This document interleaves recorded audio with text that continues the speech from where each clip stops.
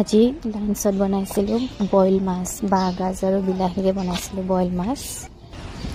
প্ৰথমতে পানীখিনি কেৰাহীত দি লৈছোঁ। পানীখিনি অকণমান গৰম হোৱাৰ পিছতে মই তাতে দি দিছোঁ অকণমান নিমখ আৰু কাটি লোৱা 3টামান কেঁচা জলকীয়া। তাৰপিছত অকণমান পানীখিনি উতল আহোঁতে মই তাতে দি দিছোঁ অকণমান আদা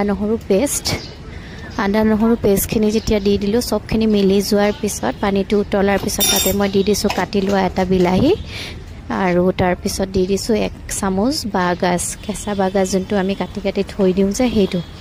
তাৰপিছত গোটেইখিনি যেতিয়া উতল আহিছে তাৰপিছত মই তাতে দি দিছোঁ 2টা ভাঙন মাছ নকটাকৈ দীঘলকৈ গোটাকৈ দি দিছোঁ। তাৰমানে দি পেলাই সেইখিনি উতলি পুৰা ঢাকন মাৰি ৰাখি দিম যেতিয়ালৈকে মানে পানীখিনি শুকাই নাযায়।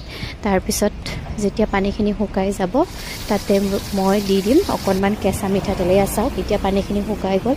পানীখিনি শুকাই যোৱাৰ পিছত মই তাতে অকণমান কেঁচা মিঠাতেল দি দিছোঁ। এয়া আমাৰ বইল মাছ ৰেডি হৈ গ'ল। খাবলৈ যে এইটো ইমানেই টেষ্টি হয় আৰু মই যে ইমানেই বেছি ভাল পাওঁ নহয়। ৰেচিপিটো একেবাৰে চিম্পল আৰু ইজি হয়। আপোনালোকে যদিও খোৱা নাই এবাৰ কেতিয়াবা বনাই খাই চাব, আপোনালোকেও ভাল পাব। ল'ৰা স্কুলৰ পৰা আনি সিহঁতকো ভাত খোৱালৈ এতিয়া ময়ো খাবলৈ লৈছোঁ।